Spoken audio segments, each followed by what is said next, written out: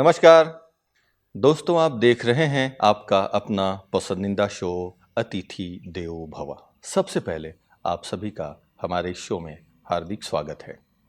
साथियों, आइए आज मैं एक ऐसे व्यक्तित्व से आपको मिलाने जा रहा हूं जिन्हें आप फिल्मी पर्दे पर तो देखे ही हैं, टेलीविज़न की कई सीरियलों में भी आपने देखा, कई वेब सीरीज़ में भी आपने उनको देखा होगा। लेकिन आज वो हमारे बीच उपस्थित है जिनका नाम है मुकेश कपानी जी। मुंबई की धरती से हमारे बीच में आए हैं। आइए आज उनके जीवन की वो कुछ अनटच स्टोरी, कुछ वो व्यक्तिगत बातें जानेंगे जो हम सबके लिए प्रेरणादायी होगा। तो चलिए सीधा ले चलता हूं आपको।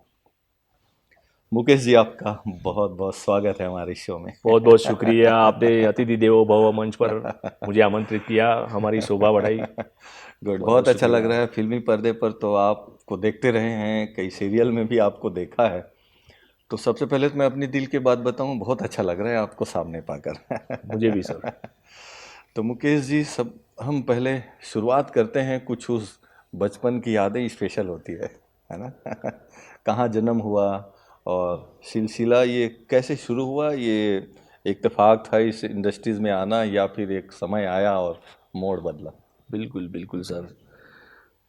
मेरा जन्म बम्बई में हुआ हम्म 1964 में, हम्म भाटिया हॉस्पिटल में। हम्म मैं तो बहुत लकी मानता हूँ अपने आप को। अच्छा और सर 1 साल की उम्र में ही मैंने आके ही ओपनिंग कर दी। अच्छा ओपनिंग ऐसे कर दी कि सर खेल अपने चौल में मैं खेल रहा था, छोटा था, 1 साल का था। अच्छा और वहीं से लाइफ में वापस जाने की ओपनिंग कर ली। अच्छा कुछ बच्चे लोग क्रिकेट खेल रहे थे और मैं भी ऐसे हम्म पैरों पे चल के ऐसा, छोटा छोटा था तो ऐसा खेलता था, तो वो बच्चों को मैं बीच में आ रहा था। हम्म थोड़े बड़ी उम्र के थे मेरे से। हम्म तो उन्होंने मुझे एक वॉल पे बिठा दिया। अच्छा उन्होंने मुझे वॉल पे बिठा दिया तो सर ठीक है, नो प्रॉब्लम। बट एक बड़ी जोर से बॉल आई, थपाट लगी और मैं फर्स्ट फ्लोर से अच्छा नीचे। अच्छा सो 1 साल की उम्र में ओपनिंग कर ली मैंने। 1 साल की उम्र में फर्स्ट फ्लोर से नीचे गिर गया मैं। ओ, जैसे सर को जैसे कि वो आजकल एक शूटिंग चलती है ना, स्पेशल शॉट। बिल्कुल वो बिल्कुल आपने बिल्कुल, बचपन में अनुभव कर बचपन में अनुभव कर लिया। हाँ, और नीचे जो थे ग्राउंड फ्लोर पे, उन्होंने तो वो डिक्लेयर कर दिया, भाई गया गया इंदिरा बहन, आपका बाबा गिर गया नीचे, अच्छा अच्छा आपका बच्चा गिर गया। अच्छा 7 काली खून की मुझे वॉमिटिंग हुई, हम्म पूरा सिर फट गया। हम्म और मम्मी दौड़ के बाहर आई और शी शॉक्ड एकदम।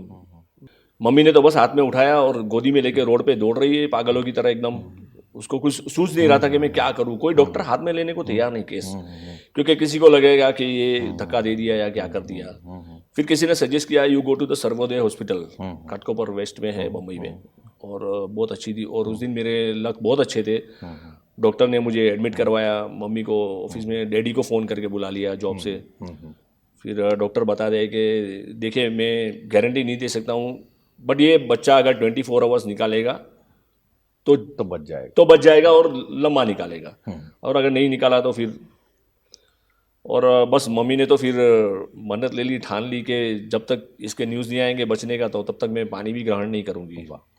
और ऊपर वाले की दया से, प्रभु की कृपा से जलाराम बापा की मन्नत ले ली और 24 आवर्स गुजर गए और खुशी का माहौल आ गया। लेकिन सर एक दिन, उसी दिन ट्रेजेडी हो गई कि जो डॉक्टर थे सर्वोदय हॉस्पिटल के, he was very biggest doctor surgeon in the hospital, वो शाम को जा रहे थे बाहरगांव और उनकी बेटी उसको टाटा करती थी 4 फ्लोर से गिर के नीचे। She expired. So it was, I feel very bad वो दैट टाइम कहते हैं सर। मारने वाला भगवान, बचाने वाला भगवान। जी तो जी जी जी, कहते बहुत हैं, दुख हुआ। लेकिन और आए वो मम्मी के पास, बोला देखा आपका बाबा को बचाया। नहीं, और कहीं ना कहीं ये मुझे लगता है एक आपके पिछले जन्मों का पुण्य, जी क्योंकि जी जी बचपन में ये ऐसा सुना है मैंने कि जो पिछले जन्मों का जो अच्छे पुण्य है वो भी बचाता है, दुआएं हैं बिल्कुल वो सब बिल्कुल बचाता है। बिल्कुल तो ये तो बहुत एक अच्छा, माना बचपन से ही आप ये कहानी जब मम्मी पापा बिल्कुल। सुनाते होंगे तो आपको हाँ कितना हाँ बिल्कुल। और अच्छा बुरा सर, और सब कुछ समझ में आता ये है। बिल्कुल ऊपर वाले की कृपा के हम्म। बिना कुछ नहीं होता ठीक, है, फिर पत्ता भी नहीं आपकी जो हिलता है। पढ़ाई लिखाई की जर्नी कहाँ शुरू हुई, कहाँ तक चली? जी जी सर, मैंने मैंने बीकॉम तक किया है हिंदुजा हम्म कॉलेज में। हम्म बट सर मैंने एसएससी जो किया है, एसएससी में मेरा वेरी इंटरेस्टिंग था कि एसएससी में फेल होने के बाद में थोड़ा अपसेट हो गया था मैं, only in one subject mathematics में जो कच्चा था। बाकी सब ठीक गया था, बढ़िया। तो सर इतना अपसेट हो गया कि मैंने 2 साल 3 साल तक छोड़ दिया।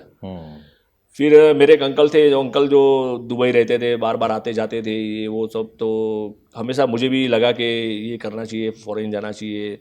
जब से समझ आई तब से ऐसा लग रहा था, तो उनको भी मिलता था, मैं उनसे बातें करता था, कैसे जाना, क्या करना। उस उम्र से ही मेरे अंदर उन्होंने एकदम मुझे इंस्पायर कर लिया था कि अगर अच्छी लाइफ जीनी है, कुछ अच्छे रहन सहन है, अच्छी बातों से जाना है, कुछ भी करना है, तो बेटर रहेगा। थोड़ी पढ़ाई करो आप बस। तो पढ़ाई का मेरे मन में वापस उन्होंने मुझे भूत डाल दिया अंदर। तो सर मेरे अंदर तो पढ़ाई का भूत सवार था, कुछ भी करना है। जो अंकल ने बताया था कि भाई अच्छा लाइफ अच्छा करना है तो पढ़ाई ज़रूरी है आगे बढ़ने के लिए जीवन में। तो बस मैं तो, और किसी ने मुझे सजेस्ट भी किया था, मम्मी की फ्रेंड थी मेरी, उन्होंने कि ये जूनियर कॉलेज ज़रूर तुझे एडमिशन देगी और यहीं से तेरा बनेगा और कोई तुझे एडमिशन देगा नहीं। तो फिर मैं तो प्रिंसिपल सर के पीछे पड़ गया। तो उन्होंने फिर ट्रस्ट नहीं आ रहा था मुझे, तो बोला चलो क्लास में मैं तुम्हें दिखाता हूँ।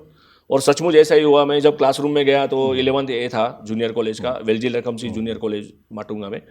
आप यकीन नहीं करोगे सर, पूरा घिचोघिच भरा हुआ था, एक बंदे की भी जगह नहीं, खड़े रहने की भी जगह, मीन्स बैठे थे सब, मगर इट वॉज वेरी डिफिकल्ट। तो प्रिंसिपल सर ने बोला देखो अभी, मतलब ठीक है सर, अगर आपकी आज्ञा हो, इन सबको कोई प्रॉब्लम नहीं, तो मैं बोर्ड के पास नीचे बैठूंगा, ब्लैक बोर्ड के पास मैं नीचे बैठ के पढ़ाई करूंगा। मुझे कोई शर्म नहीं है, मुझे बस एडमिशन चाहिए, मुझे पढ़ना है, आगे बढ़ना है। तो सब हैरान हो गए, प्रिंसिपल सर हैरान हो गए। और वहाँ पे थोड़े बहुत स्टूडेंट जो हंसने भी लगे, किसी ने थोड़ा वाह भी बोल दिया कि ये क्या बात है, ये पढ़ाई की लगन जो है वो सचमुच। और प्रिंसिपल सर तो रियली एकदम ये हो गए कि बंदा जरूर कुछ कॉन्फिडेंट है। फिर उन्होंने बोला कि ठीक है मेरी ऑफिस में आ जाओ। फिर बोला कि 1-2 दिन रुको, किसी का अगर कैंसलेशन हो जाएगा तो मैं करवा दूंगा, नहीं तो जैसे तुम बोले थे ऐसे ही करवा दूंगा मैं। और उसके दूसरे दिन ही मुझे फिर कॉल आ गया था वापस के तुम एक काम करो, सुबह सुबह मेरे घर पे आ जाओ, क्योंकि वो भी घाटकोपर में रहते थे, मैं भी घाटकोपर में। उनका घर मेरे घर से सिर्फ 10-15 मिनट का रास्ता था। तो उन्होंने मुझे घर पे बुला लिया। मगर सर अभी दिक्कत ये बात आई कि घर पे उन्होंने बुला के मुझे बोल दिया कि भाई आज का आज ही तुझे 500 रुपया फीस का भरना है। उस जमाने में आई एम टॉकिंग अबाउट 1982-83। आजकल 50,000 समझ लो। बिल्कुल बिल्कुल बिल्कुल। और मैं सर इतना खुद में मानने वाला बंदा हूँ कि मैं डैडी से कभी हाथ नहीं फैलाया मैंने, कभी भी, कितने भी पढ़ाई की हो, कितना भी ये हो गया हो। तो मैं थोड़ा हैरान हो गया, मतलब आज का आज 500 रुपया कहाँ से निकालूंगा। देखो मगर ये यहाँ पर मैं अभी आपको एक बात बताना चाहता हूँ कि अगर ऊपर वाले की कृपा हो, अगर उसकी इच्छा है ना, तो उसको कोई चेंज नहीं कर सकता है। कुछ भी हो जाए, दुनिया इधर की उधर हो जाए, आपका काम होना है। तो मुझे इतना विश्वास था, प्रिंसिपल सर को इतना विश्वास था। उनके घर से मैं उतरा सोचते सोचते मैं क्या करूंगा, कैसे करूंगा, पैसे कहाँ से लाऊंगा, मैं किससे मांगूंगा, क्या करूंगा। मैं जैसे ही रास्ते में निकला तो थोड़ी दूर देखा तो नोटों की गठरी पड़ी है। अच्छा, देखिए सर कैसी ऊपर वाले की कृपा, नोटों की गठरी पड़ी है। मैं थोड़ा तेज चलने लगा, देखने लगा, तो उठाया। सचमुच आप यकीन नहीं करोगे सर, बिल्कुल 500 रुपये थे, बिल्कुल परफेक्ट। मगर उस टाइम पे भी देखो मैंने अपनी नीयत खराब नहीं की। आगे कुछ बंदे मजदूर लोग जा रहे थे, ये बिल्कुल बिल्कुल हकीकत बता रहा हूँ मैं आपको। बंदे जा रहे थे, वो मजदूर वाले जो बिल्डिंग कंस्ट्रक्शन में काम करते, ईंटों उठाते वगैरह ये सब। तो मैं बोला अगर ये बंदा हाँ बोलेगा ना कि मेरे पैसे गिर गए तो मुझे पैसे नहीं चाहिए, मैं इनको दे दूंगा। और ईमानदारी से प्रिंसिपल सर से माफी मांगूंगा कि मेरे पास ये अरेंजमेंट नहीं हुआ है, मुझे थोड़ा वक्त दीजिए। बस मैं वहाँ पे दौड़ा सर, उनको बुलाया, बोला भैया देखो तो आपके कुछ पैसे गिरे ये वो। तो देखा उसने, बोला नहीं सर हम लोग बिल्कुल ठीक है, हमारा कुछ भी नहीं गिरा है।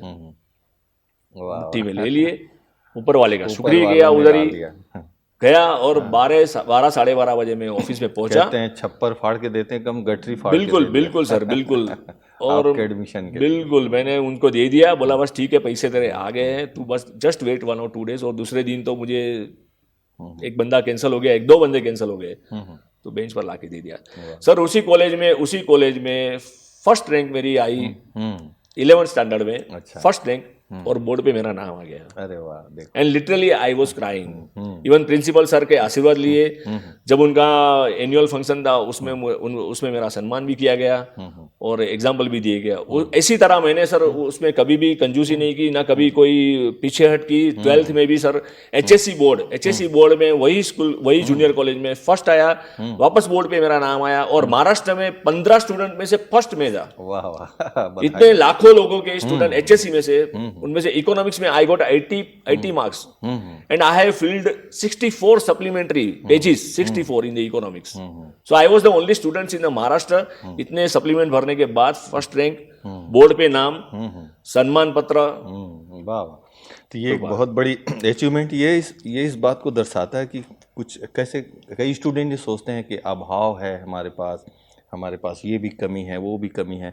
ये जीवन को आगे बढ़ाने के लिए कोई बाधा नहीं है, जज्बा अगर है, जज्बा है बिल्कुल सर, और उसके साथ साथ सर त्याग भी चाहिए। त्याग भी है। मैंने ये यहाँ पे ये लाने के लिए मैंने ठान के रखी थी कि टीवी का मुंह बिल्कुल नहीं देखना है। सर मैंने 2 साल तक 2 साल, आप यकीन नहीं करोगे, 2 साल तक मैंने टीवी का फेस नहीं देखा है। और इकोनॉमिक्स और जो एचएससी का एग्जाम था, मैं 24 आवर्स झाँक के पढ़ाई की है मैंने, कहीं पर कोई ये नहीं। और फैमिली फ्रेंड्स तो बिलीव ही नहीं करते, यकीन नहीं करते, बोला ये तो चमत्कार जादू हो गया। तो ऊपर वाले की कृपा। और उसके बाद में सर हिंदुजा कॉलेज में एडमिशन लिया, वहीं पर भी same situation. I got 3 years continuous, I was only the person in the Hinduja college got 3 years continuous best students of the award. वाह वाह।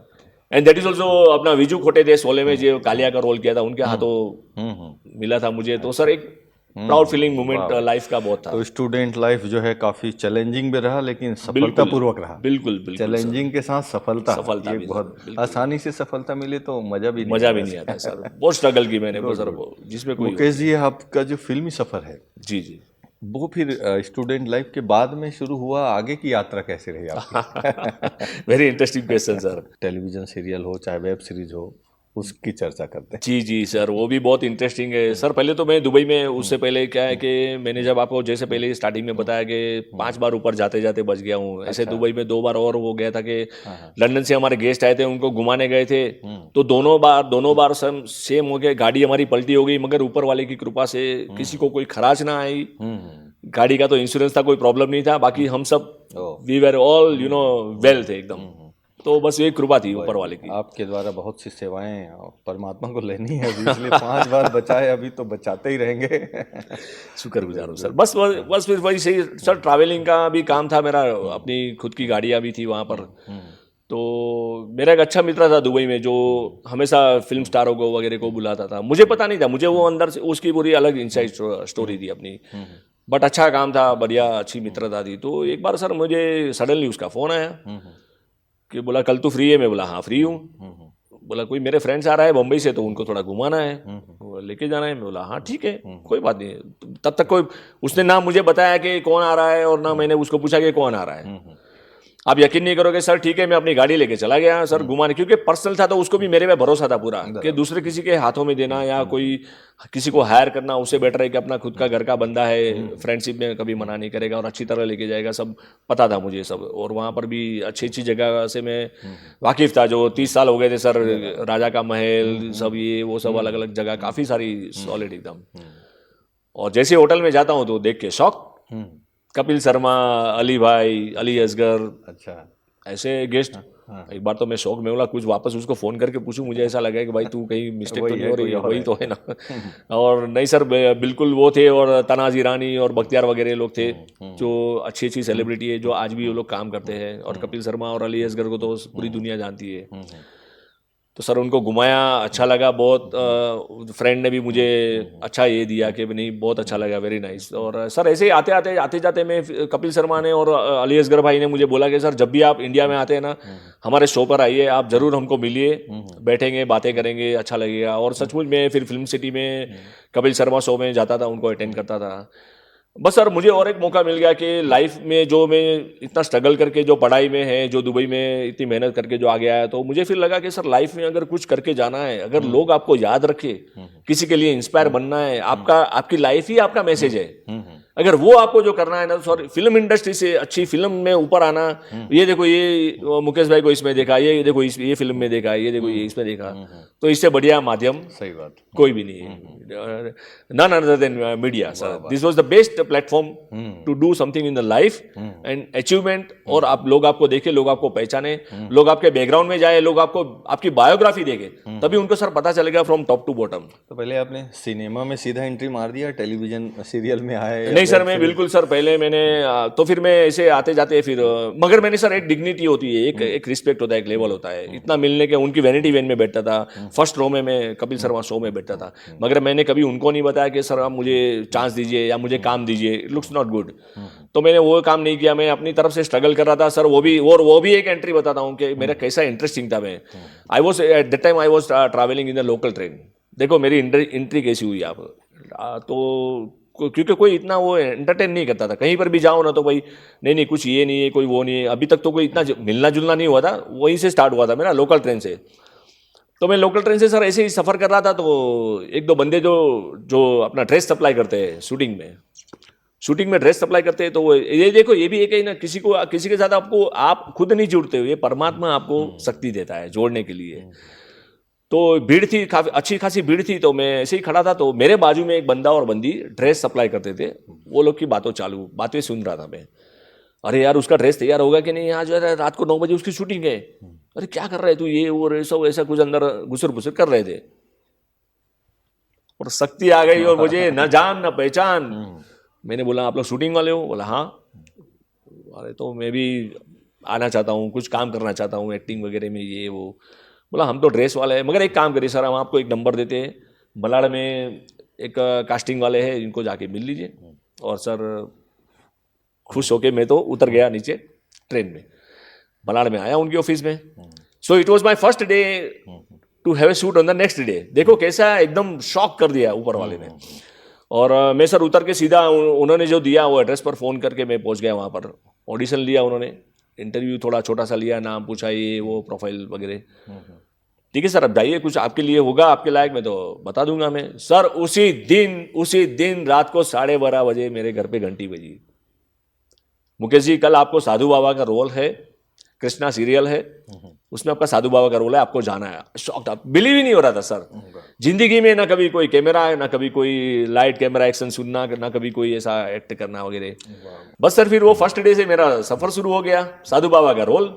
और उसके बाद तो सर फिर कभी मैंने मुड़ के नहीं देखा। 1100 हिंदी सीरियल्स के एपिसोड्स, अच्छा, 4 गुजराती सीरियल, 4 मराठी सीरियल, एक तेलुगु फिल्म भी की मैंने सर।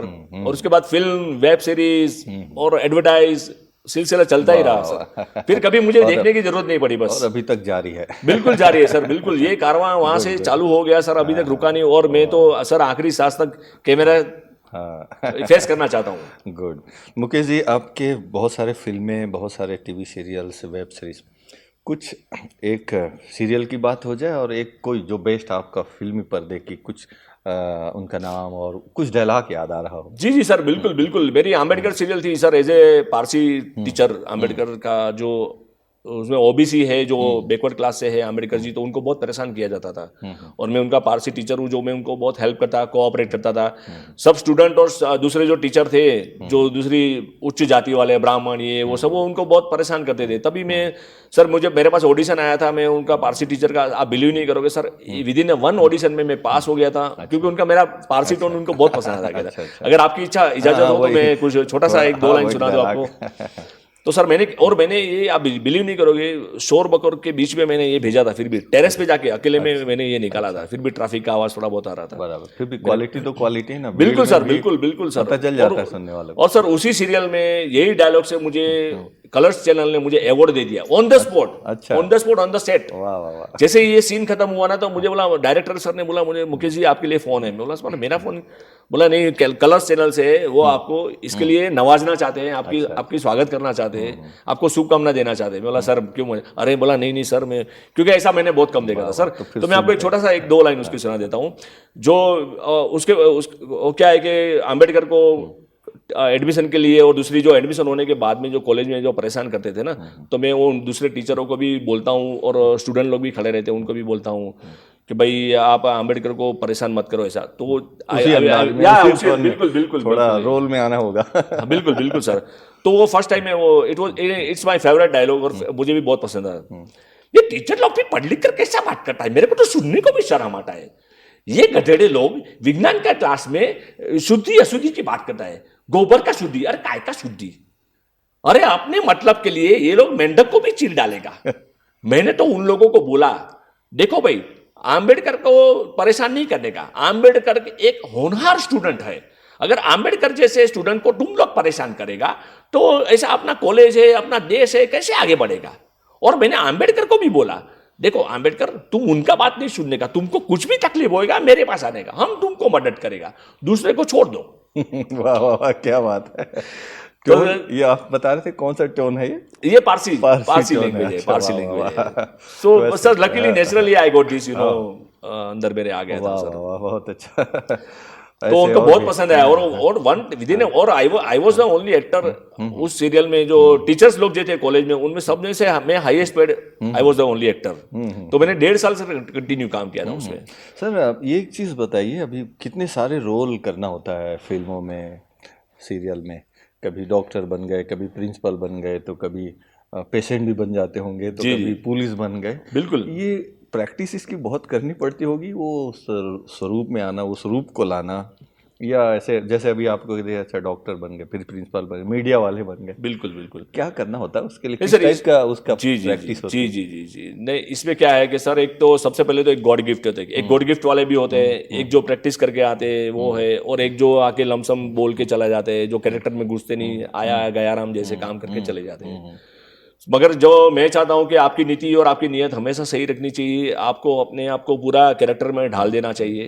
तो मैं सबसे पहले जब भी मुझे सिलेक्शन होता है तो मैं पहले पूछ लेता हूं कि मेरा कैरेक्टर क्या है, मेरा कैरेक्टर क्या है। उसके बाद में मुझे स्क्रिप्ट भेज दो, ताकि मैं अपने आप को सर पूरा अंदर ढाल देता हूं, पूरे अपने आप को। फिर सर समझो ना, मैं अपने रूम में फिर बैठ जाता हूं और बोल देता हूं स्पॉट दादा को, बॉय को, कि भाई कोई डिस्टर्ब ना करे मुझे। और मैं भूल जाता हूं कि मैं मुकेश कपानी हूं। मैं एक डॉक्टर हूँ, मैं एक हाथ गाड़ी वाला हूँ सर, वो रोल भी किया मैंने। मैं एक घोस्ट हूँ, समझो। मैं एक प्रिंसिपल हूँ। कोई भी रोल एनीवन, कोई भी। तो वो हिसाब से अपने आप को मानने लगता हूँ उसी टाइम पे। और आपको, क्योंकि आपको थोड़ी देर के बाद में कैमरा फेस करना है, इतने सारे लोग हैं, आपको भूल जाने का कि आप मुकेश कपानी है। और जैसे ही सर वो कैमरा के सामने आते हैं ना, डॉक्टर चालू हो जाता है, मुकेश साइड में हट जाता है। तो ऐसे सर अपने आप को पूरा डाल देना, that I believe in that. ऐसा सर मेरा ऐसा काफी सारा गोश्त का जो गोश्त बना था। आप मेरी जिंदगी में सर ऐसा दिन आया था कि 40 लोगों ने मेरा ऑटोग्राफ लिया था, 40 लोगों ने मेरे साथ फोटोग्राफ निकाले थे। मनमोहिनी सीरियल में मैं गोश्त बना था। और दोपहर को 12 साढ़े 12 बजे के आसपास में जमीन पे लपेट के अपने आपको भूत बनकर मैं ऐसा सीन दे रहा हूँ। डायरेक्टर सर बोले, अरे मुकेश जी कमाल है, आपको तो इतना नीचे पत्थर बदर थे और आपने सीन दिया। बोला नहीं सर, मैं आपको पहले ही बोला कि कुछ भी नहीं हटाना है, ना कारपेट डालना है, कुछ नहीं। और मगर मैं अपने आप को नहीं पहचाना, क्योंकि मैं भूत था। भूत है। वो मेरे पास अभी भी सर वीडियो इतना मेरा वो वायरल होकर अच्छा जा रहा है कि पूछिए मत। वाह जी मुकेश जी, बहुत अच्छा लग रहा है। आपके वो एक रियल लाइफ बहुत सारे अलग अलग होंगे। जी जी अब आ जाते हैं थोड़ी ब्रह्मा कुमारी के हेड क्वार्टर में। आप आए हैं, पहली बार आए हैं यहाँ पे? जी बिल्कुल, मैं फर्स्ट टाइम आया सर। कैसा लग रहा है यहाँ पे? बहुत अच्छा सर, बहुत अच्छा। अद्भुत शांति, अद्भुत आनंद, अकल्पनीय, अवर्णनीय सर। मेरे पास सर शब्द नहीं है। ऐसे तो बहुत सारे संस्थाओं में बहुत सारे और भी स्पिरिचुअल जर्नी आपने की होगी, बिल्कुल। यहाँ की कुछ अनुभूति की बात। बिल्कुल क्या, सर, क्या अच्छा लग रहा है? एकदम बिल्कुल बहुत अच्छी सर। जहां पर भी देखो पॉजिटिव वाइब्रेशन और शांति। और मैं तो कहता हूँ सर, मैं बहुत शुक्रगुजार हूँ ब्रह्मा बाबा का, शिव बाबा का, और दीदी का, और सभी का बहुत बहुत शुक्र। स्पेशली जो मित्र मुझे लाए, त्रिलोक जी का बहुत शुक्रगुजार हूँ। एक अलग ही दुनिया है सर, एक डिफरेंट वर्ल्ड है, जो शांति आपको अंदर आपके अंदर अनुभूति कराती है। मोह माया को छोड़ दीजिए सर, मोह माया वो सब क्षणिक है, मगर ये जो है ना परमानेंट आपकी रियल लाइफ है। तो इतना अच्छा आनंद और इतना अच्छा लग रहा है। जब तक आपका आत्मा चिंतन नहीं होगा, आत्मा परिवर्तन नहीं होगा, तब तक आपको शांति नहीं मिलेगी और विश्व परिवर्तन भी नहीं होगा सर। सही बात। बहुत शुक्रगुजार है, बहुत अच्छी जगह है। मैं तो बोलता हूँ भाग्यशाली हूँ मैं। स्वर्ग यही है और यही है। शायद स्वर्ग से भी अच्छी जगह होगी। अच्छी जगह सही बात है। फिर ऐसी जो यहाँ की लाइफस्टाइल है वो आप धीरे धीरे करके आप समझ में भी आ रहा है, यहाँ की दिनचर्या। फिर माया नगरी में आप चले जाएंगे मुंबई में तो कुछ ऐसी चीज़ें संकल्प आ रहा होगा मन में कि मैं अभी जाने के बाद ये ख्याल आता है मुझे कि मैं, चाहे वो खान पान हो, सोचने का तरीका हो, प्रोफेशनल लाइफ हो, पर्सनल लाइफ, जो भी है, कुछ संकल्प आता है? बिल्कुल सर, बिल्कुल क्या? बिल्कुल बिल्कुल बिल्कुल। अपने आप को कभी भी विचलित नहीं करना है, ना मोह माया के पीछे भागना है, ना उग्र होना है कभी, ना कोई गलत काम करना है। हमेशा शांति बनाए रखना है, प्रेम भावना से जीतना है, उसी तरह से रहना है सर। बिल्कुल सादा ही अपने आप को सर, जब तक और अपने आप को समर्पित नहीं करोगे ना, तब तक आप कुछ नहीं पाओगे। बाकी ये मैंने यहाँ से मोबाइल लिया, मैंने ये टीवी लिया, ये फ्रिज लिया है, वो सर सब क्षणिक है। वो रियल आनंद नहीं है। रियल आनंद सर यहाँ पर है। जब तक आपको मन की, तन की, आत्मा की शांति नहीं मिलेगी, शुद्धि नहीं होगी ना, तब तक आपको, तब तक आपकी प्राप्ति कुछ भी नहीं होगी। सब जीरो है सर। सही बात है, सब जीरो है टोटली। तो ये जो धरती है, ये जो जगह है ब्रह्मा कुमारी की, आई एम बिलीविंग 110%, 100%, और उससे भी ज्यादा डबल बोलूँ तो चलेगा. It's the biggest place in the world and top most loving place. इससे अच्छी जगह सर कोई नहीं हो सकती है. तो अभी तो सर आपको यहाँ आने के लिए एक और जिम्मेदारी बढ़ गई आपकी, जो अनुभव आपने किया है और अपने दोस्तों को लाते रहेंगे. बिल्कुल बिल्कुल, ऑफ कोर्स, बिल्कुल. क्योंकि कोई अच्छी चीज़ मिलती है, कुछ अच्छी अनुभूति होती है, तो साथियों को लाना एक कारवां है. सर बहुत अच्छा लगा आपसे बातचीत करके, पर जाते जाते हमारे जो व्यूअर्स हैं उनके लिए संदेश के तौर पे अपनी लाइफ की कुछ जो अनुभव आपने किया है, कुछ टिप्स उनके लिए. बिल्कुल सर. मेरे हिसाब से तो अगर जीवन को सफल बनाना है तो मैंने ये ले लिया, मैंने वो लिया, वो नहीं होता है. अपने आप को अंदर झांकिए, अपने आत्मा को खोजिए. आप कौन हो, आप कहाँ से आए हो, आप क्या कर रहे हो. तो जब तक आप आत्मचिंतन, आत्म परिवर्तन नहीं करेंगे ना, तब तक आपको कुछ नहीं मिलेगा. त्याग और बलिदान से ही ये प्राप्ति होगी. और अपने आप को प्रभु को, अपने आप को भगवान को, अपने आप को बाबा को, अपने आप को समर्पित कर दीजिए. उसने हमें भेजा है यहाँ पे तो कुछ करने के लिए भेजा है. जीवन को कभी नष्ट और वेस्ट मत कीजिए. कुछ भी अच्छा ये कीजिए, अचीवमेंट कीजिए लाइफ में, और लोगों को मदद करिए, लोगों से प्रेम करिए और शांति से रहिए. शांति, वो जीवन अपनाएंगे ना तो आपको कभी भी दुख तकलीफ नहीं आएगी. और आप खुद ही आपका स्वर्ग और नर्क बनाना आपके हाथ में ही है. Good. That is up to you only. आपका अच्छा बुरा आपके हाथ में है सर. आपके हाथ में. दूसरा कोई क्या कर सकता है. सही बात. जब ऊपर वाला है आपके साथ में तो फिर किसी की क्या ताकत है. हाँ सही बात. फिर चिंता की क्या बात है. ऊपर वाला छोड़ दीजिए सब ऊपर वाले को. वो जब उसने भेजा है तो definitely he will take care of you. Good sir. Then why you worried. बहुत सुंदर सर, बहुत अच्छा संदेश आपने दिया, और निश्चित रूप से फॉलो करेंगे आपकी इस बात को, और आप हमारे शो में आए और इतनी अच्छी बातें आपने शेयर की हमारे साथ. इसके लिए बहुत बहुत धन्यवाद. Thank you sir. धन्यवाद आपको भी. तो सुना दोस्तों, आज का एपिसोड निश्चित रूप से आपको बहुत पसंद आया होगा, और जैसे कि मुकेश कपानी जी ने बहुत ही दिल की बात व्यक्तिगत तरीके से हमारे साथ अपनी बातों को शेयर किया, किस तरह से जीवन में कठिनाइयाँ आई, कितने प्रकार की कठिनाइयाँ आई, और एक बार नहीं 5 बार भी उन्होंने अपने जीवन को संभाल के रखा. प्रकृति ने कहो, समय ने कहो, उन्हें यहाँ से ले जाने का भी सोचा, लेकिन जहाँ पर परमात्मा साथ हो, दुआएं साथ हो, सबका प्यार साथ हो, पॉजिटिविटी हो, तो परमात्मा भी उसे उस शरीर से अलग नहीं करते हैं, उनको भी एक चांस मिलता है. आप भी अपने जीवन में अगर कुछ कठिनाइयों के साथ जूझ रहे हैं तो हारिए मत, और अपने जीवन को आगे बढ़ाइए, कॉन्फिडेंस रखिए, परमात्मा को साथ रखिए, तो मुझे उम्मीद है कि आपका जीवन भी खुशियों से भर जाएगा. इन्हीं शुभकामनाओं के साथ फिर मिलते हैं कार्यक्रम की अगली कड़ी में एक नए मेहमान के साथ. तब तक के लिए दीजिए मुझे इजाजत. नमस्कार. ओम शांति.